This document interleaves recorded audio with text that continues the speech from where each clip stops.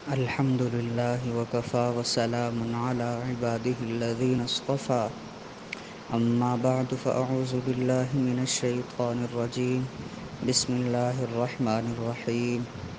فإن آمنوا بمثل ما آمنتم به فقد اهتدوا وقال الله تعالى في مقام آخر رضي الله عنهم ورضوا عنه سبحان ربك رب العزة عما يصفون وسلام على المرسلين والحمد لله رب العالمين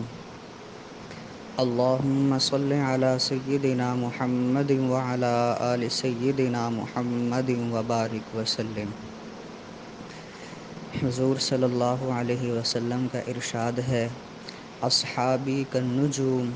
بأیکم اقتدیتم اہتدیتم، کہ میرے سارے صحابہ ستاروں کی مانند ہیں، ان میں سے جس کی بھی تم پیروی کرو گے تو تم ہدایت پا جاؤ گے۔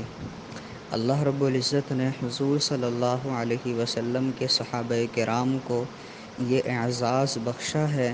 کہ حضرات انبیاء کرام علیہم السلام کے بعد اللہ رب العزت نے حضرات صحابہ کرام کو سب سے اعلیٰ اور مقدس جماعت بنایا ہے، اور حضور صلی اللہ علیہ وسلم کی صحبت اور آپ کے براہ راست شاگرد ہونے کا شرف اللہ رب العزت نے حضرات صحابہ کرام کو عطا فرمایا ہے۔ سارے کے سارے صحابہ خیر والے ہیں، سارے کے سارے صحابہ اعلیٰ اور افضل ہیں، مگر اللہ رب العزت نے ان میں سے بعض کو بعض پر فضیلت عطا فرمائی ہے۔ حضرات صحابہ کرام میں سے ایک چمکتا ہوا روشن ستارہ حضرت امیر معاویہ رضی اللہ تعالی عنہ ہیں۔ حضرت معاویہ رضی اللہ تعالی عنہ، ان کی کنیت ابو عبد الرحمن ہے، اور ان کے والد کا نام ابو سفیان رضی اللہ تعالی عنہ ہے۔ حضرت معاویہ رضی اللہ تعالی عنہ کی ولادت بعثت نبوی صلی اللہ علیہ وسلم سے تقریباً 5 سال قبل ہوئی ہے،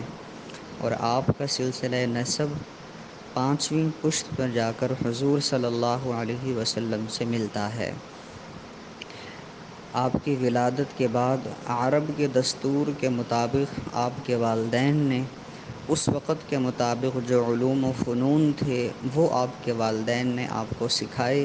اور ان علوم و فنون سے آپ کو آراستہ و پیراستہ کیا ہے۔ حضرت معاویہ رضی اللہ تعالی عنہ کے اسلام لانے کے بارے میں بعض روایات سے پتہ چلتا ہے کہ صلح حدیبیہ کے موقع پر سن 7 ہجری میں عمرۃ القضاء سے پہلے ہی آپ نے اسلام کو قبول کر لیا تھا، لیکن اپنی والدہ کے ڈر کی وجہ سے اور کچھ اور معقول عذر کی بنا پر آپ نے اپنے اسلام کو چھپائے رکھا تھا۔ لیکن جب 8 ہجری میں آپ کے والد حضرت ابو سفیان رضی اللہ تعالی عنہ نے بھی اسلام قبول کر لیا تو پھر آپ نے علی الاعلان اپنے اسلام کو لوگوں کے سامنے ظاہر کیا ہے۔ اسلام قبول کرنے کے بعد حضرت معاویہ رضی اللہ تعالی عنہ نے غزوہ حنین، طائف اور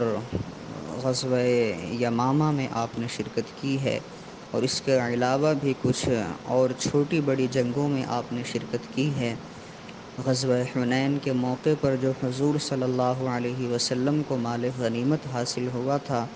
ان میں سے تقریباً 100 اونٹ اور 40 اوقیہ سونا یا چاندی وہ حضور صلی اللہ علیہ وسلم نے حضرت معاویہ رضی اللہ تعالی عنہ کو عطا فرمائے تھے۔ حضرت معاویہ رضی اللہ تعالی عنہ کو اللہ رب العزت نے جہاں حسن صورت سے نوازا تھا تو وہیں اللہ رب العزت نے آپ کو حسن سیرت سے بھی نوازا تھا، چنانچہ آپ بہت اعلیٰ اخلاق کے مالک تھے۔ نہایت عاجزی، تواضع اور سادگی اللہ رب العزت نے آپ کو عطا کی تھی، اور حضور صلی اللہ علیہ وسلم پر جو وحی نازل ہوا کرتی تھی، اللہ رب العزت نے حضرت معاویہ رضی اللہ تعالی عنہ کو یہ خصوصیت عطا فرمائی ہے کہ آپ کو کتابت وحی کا اعزاز اللہ رب العزت کی طرف سے ملا ہے۔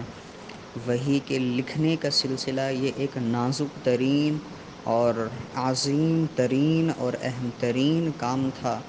جس کے لیے بہت زیادہ احساس ذمہ داری، بہت زیادہ بندے کا امین، امانت دار ہونا اور علم و فہم والا ہونا ضروری تھا۔ اسلام قبول کرنے کے بعد حضور صلی اللہ علیہ وسلم کی نظر دور شناس نے پہچان لیا تھا کہ یہ صفات جو کتابت وحی کے لیے ضروری ہیں وہ اللہ رب العزت نے معاویہ رضی اللہ تعالیٰ عنہ کو عطا فرمائی ہیں۔ تو حضور صلی اللہ علیہ وسلم نے کتابت وحی کا کام آپ کے سپرد کر دیا، جس کو حضرت معاویہ رضی اللہ تعالیٰ عنہ بحسن خوبی سر انجام دینے لگے، اور نہایت احسن طریقے سے آپ نے کتابت وحی کے کام کو سر انجام دیا ہے۔ اور علامہ ابن حزم رحمہ اللہ کی تحقیق کے مطابق کتابت وحی کے سلسلے میں دوسرے نمبر پر حضور صلی اللہ علیہ وسلم کی خدمت میں رہنے کا اعزاز اور شرف وہ اللہ رب العزت نے حضرت معاویہ رضی اللہ تعالیٰ عنہ کو عطا فرمایا ہے۔ اور حضور صلی اللہ علیہ وسلم نے اپنے مہمانوں کی خاطر تواضع، ان کے قیام و طعام بندوبست کرنے کی جو ذمہ داری تھی وہ بھی حضرت معاویہ رضی اللہ تعالیٰ عنہ کی ہی سپرد کی ہوئی تھی، جس کو آپ بحسن خوبی سر انجام دیا کرتے تھے۔ حضور صلی اللہ علیہ وسلم نے حضرت معاویہ رضی اللہ تعالیٰ عنہ کی امانت داری اور آپ کی علمی سمجھ بوجھ کو اور احساس ذمہ داری کو دیکھتے ہوئے مختلف مواقع پر حضور صلی اللہ علیہ وسلم نے آپ کو دعاؤں سے نوازا ہے۔ چنانچہ ایک روایت کے اندر آتا ہے کہ حضور صلی اللہ علیہ وسلم نے ارشاد فرمایا، اللہم علم معاویۃ الکتاب والحساب وقہ العذاب، کہ اے اللہ معاویہ کو کتاب اللہ اور حساب کا علم عطا فرما اور اس کو عذاب سے بھی محفوظ فرما۔ اور ایک اور روایت کے اندر آتا ہے کہ حضور صلی اللہ علیہ وسلم نے ارشاد فرمایا، اللہم اجعلہ ہادیا مہدیا واہد بہ، کہ اے اللہ معاویہ کو ہادی اور مہدی بنا اور اس کے ذریعے سے ہدایت کو جاری فرما۔ اور ایک اور روایت کے اندر آتا ہے جس کے راوی حضرت ابن عباس رضی اللہ تعالی عنہما ہیں، وہ فرماتے ہیں، جاء جبرائیل الی النبی صلی اللہ علیہ وسلم، کہ جبرائیل علیہ السلام حضور صلی اللہ علیہ وسلم کے پاس تشریف لائے، فقال، اور آپ نے فرمایا، استوصی معاویۃ یا محمد، کہ اے محمد صلی اللہ علیہ وسلم معاویہ کو کچھ وصیت فرما دیجئے، فَإِنَّهُ أَمِينٌ عَلَى كِتَابِ اللَّهِ، کیونکہ معاویہ اللہ کی کتاب کا امین ہے، وَنِعْمَ الْأَمِينُ هُوَ، اور یہ کتنا ہی اچھا امین ہے۔ اور ایک اور روایت کے اندر آتا ہے حضور صلی اللہ علیہ وسلم نے حضرت معاویہ رضی اللہ تعالیٰ عنہ کے بارے میں پیشین گوئی کرتے ہوئے فرمایا، ایک موقع پر حضرت ابو ہریرہ رضی اللہ تعالیٰ عنہ بیمار ہو گئے تو حضور صلی اللہ علیہ وسلم کی جو خدمت کی ذمہ داری تھی وہ آپ نے سنبھالی۔ چنانچہ ابو ہریرہ رضی اللہ تعالیٰ عنہ ایک موقع پر حضور صلی اللہ علیہ وسلم کو وضو کروا رہے تھے تو حضور صلی اللہ علیہ وسلم نے دوران وضو ایک دو مرتبہ سر اٹھا کر معاویہ رضی اللہ تعالیٰ عنہ کو دیکھا، اور پھر آپ نے فرمایا کہ اے معاویہ، اگر تمہیں مومنین کے کسی کام کا یا کسی جگہ کا متولی اور حاکم بنا دیا جائے تو امور حکومت کو سر انجام دینے میں اللہ سے ڈرتے رہنا اور عدل و انصاف کے دامن کو نہ چھوڑنا۔ حضرت معاویہ رضی اللہ تعالیٰ عنہ فرماتے ہیں کہ حضور صلی اللہ علیہ وسلم کے اس فرمان کے مطابق میں سمجھ رہا تھا کہ شاید مجھے کوئی امارت اور سرداری کی ذمہ داری ملے گی، جو کہ حضرت عمر فاروق رضی اللہ تعالیٰ عنہ کے دور میں پوری ہوئی ہے، اور مجھے اس زمانے میں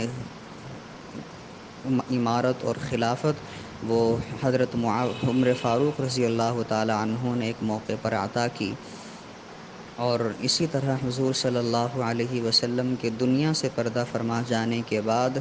جو بعد میں حضرات خلفائے راشدین تھے، انہوں نے بھی حضرت معاویہ رضی اللہ تعالیٰ عنہ کو بہت سراہا ہے اور اعلیٰ مراتب پر ان کو فائز فرمایا ہے۔ چنانچہ حضرت ابوبکر صدیق رضی اللہ تعالیٰ عنہ کے دور میں حضرت معاویہ رضی اللہ تعالی عنہ روایت احادیث کی طرف متوجہ ہوئے تھے اور آپ نے مختلف احادیث کو جمع کیا جن کی تعداد تقریباً 123 بنتی ہے، اور حضرت عمر فاروق رضی اللہ تعالی عنہ کے زمانے میں جو علاقے رومیوں کے قبضے میں چلے گئے تھے، آپ نے وہ علاقے رومیوں سے چھینے اور وہاں پر اسلام کے جھنڈے کو بلند کیا ہے۔ اور ایک غزوہ ایک قلعہ تھا، قلعہ عرفہ،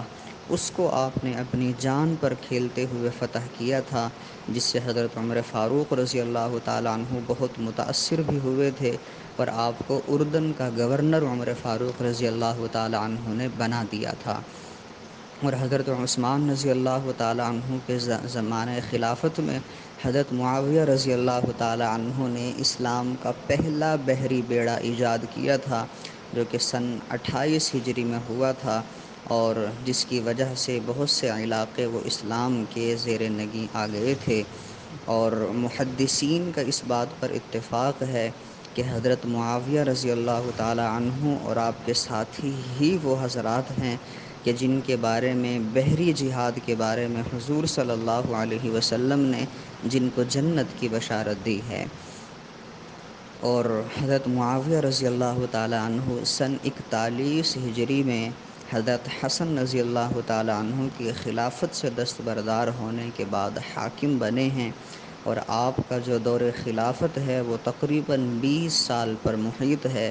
20 سال تک آپ کا زمانہ خلافت رہا ہے، اور اللہ رب العزت نے بہت سے علاقوں کو آپ کے دور خلافت میں اسلام کے ماتحت کیا ہے۔ تقریباً 22 لاکھ مربع میل کے علاقوں پر اللہ تعالیٰ نے فتوحات کی ہیں، اور وہ اسلام کے ماتحت آ گئے ہیں۔